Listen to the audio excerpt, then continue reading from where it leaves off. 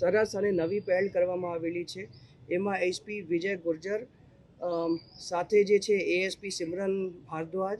અને एएसपी नवीन रेपुड़ी चक्रवर्ती उनके इन लोगों ने सौराष्ट्र यूनिवर्सिटी के साथ मिलके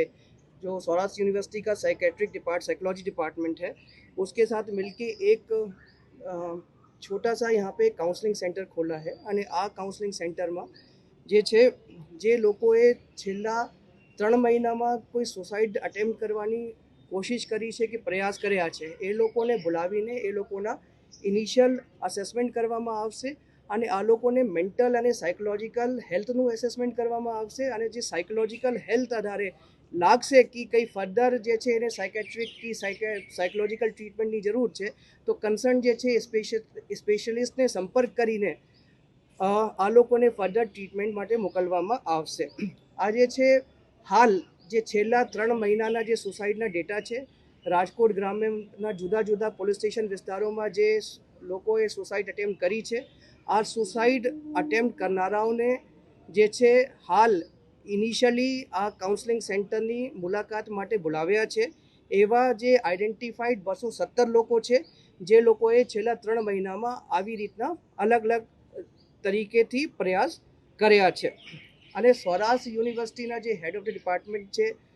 સાયકોલોજી ડિપાર્ટમેન્ટના અને સાથે જે છે એના પ્રોફેસર્સની ટીમ છે અને જે છે એના લોકોના યંગ જે રિસર્ચ સ્કોલર છે એ લોકો પોલીસ સાથે મળીને જે છે આ પ્રયાસમાં ભાગીદાર બનશે અને આ જે 217 જે ઇનિશિયલ ટાર્ગેટ ગ્રુપ છે આ લોકોને પાસે અલગ અલગ જે પ્રશ્નાવલી જે ક્વેશ્ચનર છે આ ભરાવશે અને ક્વેશ્ચનર ભરાવીને આ લોકોને કયા લોકોના એન્ઝાઇટી અને અન્ય જે પેરામીટર્સ છે એના અનુસાર અસેસમેન્ટ કરશે અને અસેસમેન્ટના અંતે જે છે એને કન્સર્ન્ડ જે છે જે સાયકોલોજીકલ હેલ્પની જરૂરિયાત છે એ લોકોને એ હેલ્પ પ્રદાન કરશે અને આ લોકોને મોટિવેટ કરશે કે ફરી વખત જે છે આવા જે પગલાં છે એ આ લોકો નહીં ભરે એવી રીતના મોટિવેશન એ આપશે। હાલ જે છે આ જે પ્રોજેક્ટ છે આ પ્રોજેક્ટનું નામ જે છે પ્રેરણા એટલે promoting resilience and emotional recovery through network assistance જે છે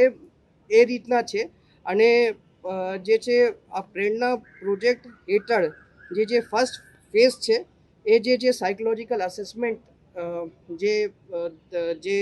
જે ટાર્ગેટ ગ્રુપ છે જે માણસોએ પ્રયાસ કર્યા છે એને સાયકોલોજીકલ કન્ડિશન કયા પ્રકારની છે એનું અસેસમેન્ટ માટેનું જે છે ફર્સ્ટ ફેઝ છે અને પછી જે છે આ ફ્યુચરમાં જે છે આ જે છે આગળ જે છે એ લોકોને ફર્ધર સાયકોલોજીકલ અન્ડરસ્ટેન્ડિંગ માટે મોકલશે અને જે ક્વોલિફાઈડ સાયકેટ્રિસ્ટ છે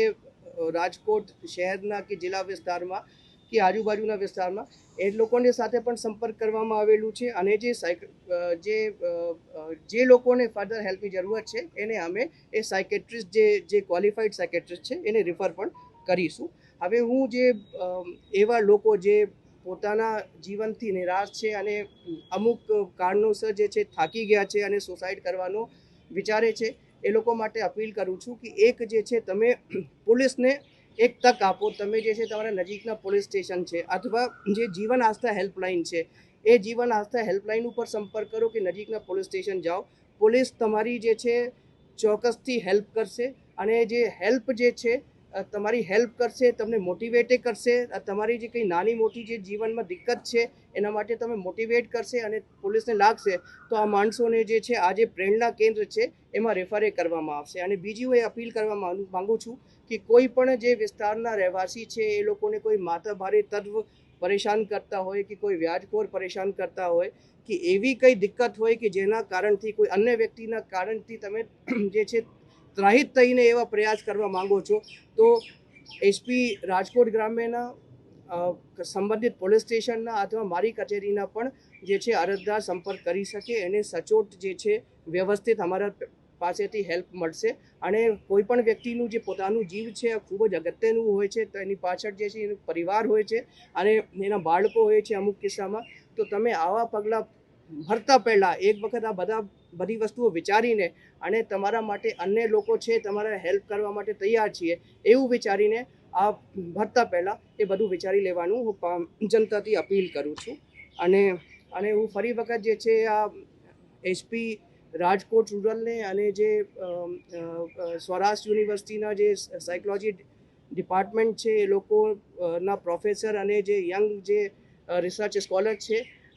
એને કોંગ્રેચ્યુલેટ કરું છું અને બધાઈ આપું છું કે આ લોકોએ એવું જે છે જીવન આસ્થા સાથે મળીને આવી પહેલ અને આવા જે છે લોકો માટે એક કાઉન્સલિંગની જે પહેલ કરી છે એના માટે એ લોકોને શુભેચ્છાએ આપું છું. રાજકોટ જે ગ્રામ્ય પોલીસે આજે સરસ મજાનો એક કાર્યક્રમ યોજ્યો છે અને એ કાર્યક્રમ એ છે કે જે લોકોએ કોઈને કોઈ પોતાના જીવનની મુશ્કેલીને કારણે પોતાના જીવનથી પીછેહટ કરવાનો પ્રયત્ન કર્યો હોય એને મનોવિજ્ઞાન ભવનના અમારા અધ્યાપકો હું અને ધારાબેન અને અમારી ટીમ જે છે